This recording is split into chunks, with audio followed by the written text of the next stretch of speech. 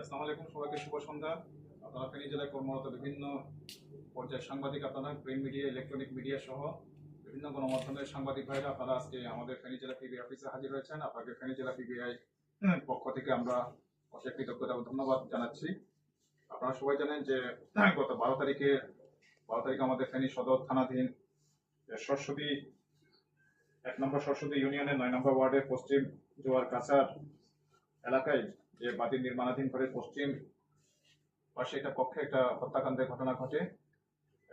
জনৈক প্রবাসী জনাব মানিকের স্ত্রী ভিকটিম, যিনি হত্যাকাণ্ডের শিকার হচ্ছে, তার নাম হচ্ছে রিনা আক্তার। বয়স হচ্ছে আনুমানিক, আমরা ধরে নিচ্ছি যে 44 বছর বয়স্ক। তো ওনারা একটা ওই যে ঘটনার কথা বললাম, যে ঘটনাস্থলের কথা বললাম, ওই জোয়ার কাছার এলাকা, ওরা একটা ভাড়া বাসা ওনারা বসবাস করে আসছিলেন। তো ভিকটিমের বয়স হচ্ছে, ভিকটিমের 3 সন্তান। তো বড় মেয়ে হচ্ছে আয়েশা আক্তার, বয়স হচ্ছে 20। তো আয়েশা আক্তারের নবজাতক সন্তান থাকার কারণে সেই সন্তান সে ভিকটিমের বাড়িতে বসবাস করছিলেন ওই ঘটনার সময়। তো ওনারা যে ভাড়া বাড়িতে ওনারা ছিলেন, তো তার পাশের বাড়িতে ওনাদের একটা নির্মাণাধীন একটা বাড়ির কাজ চলমান ছিল। ওনার একতলা একটা টিনের বাড়ি ওনারা চলমান করছিলেন। তো সেখানে রাজমিস্ত্রি সহ বিভিন্ন রকম কার্যক্রম চলমান ছিল। তো ঘটনার দিন সে ভিকটিম রিনা আক্তার, সে নির্মাণাধীন কাজের অগ্রগতি জানার জন্য প্রতিদিনের মতো উনি শুধুমাত্র তাদের তদারকি করার জন্য উনি ঘটনাস্থলে গিয়েছিলেন। উনি তখন ওখানে যে অজ্ঞাতনামা যে আসামি, যাকে আমরা ভিকটিম ঘটনা মূল নায়ক হিসেবে আমরা সন্দেহ করছি, সাইফুল ইসলাম, তখন ওখানে ছিল।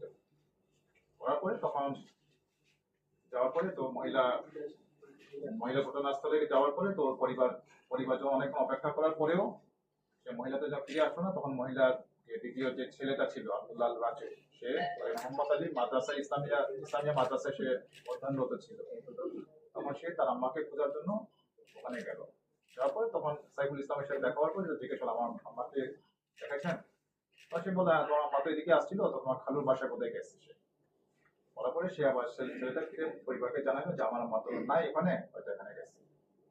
পরবর্তীতে অনেকক্ষণ হওয়ার পরে ওর মাকে খোঁজাখুঁজি করে যখন পেলো না, তখন ওরা সবাই মিলে এই যে জায়গায় ঘটনাস্থল, যেখানে আমরা সবাই মিলে লাশ উদ্ধার করেছিলাম, সেখানে দেখা গেলো যে বালুর স্তূপ ছিল।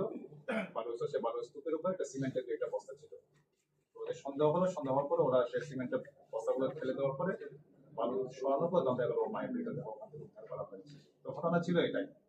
আপনারা সবাই জানেন, তো পরের দিন 13 তারিখে এটা ফেনী সদর থানাতে একটা মামলা রেকর্ড হয়েছে, মামলা নম্বর 39, হত্যাকাণ্ডের একটা মামলা। তো এটা মূলত অজ্ঞাতনামা আসামি হিসেবে ছিল এই মামলায়, কোনো সুনির্দিষ্ট কোনো আসামি ছিল না। তো থানায় মামলা রেকর্ড হওয়ার আগে থেকে যখন এই ঘটনা সংঘটিত হলো, তো আপনারা জানেন আমরা পিবিআই অত্যাধুনিক একটা প্রযুক্তি নির্ভর একটা তদন্ত সংস্থা।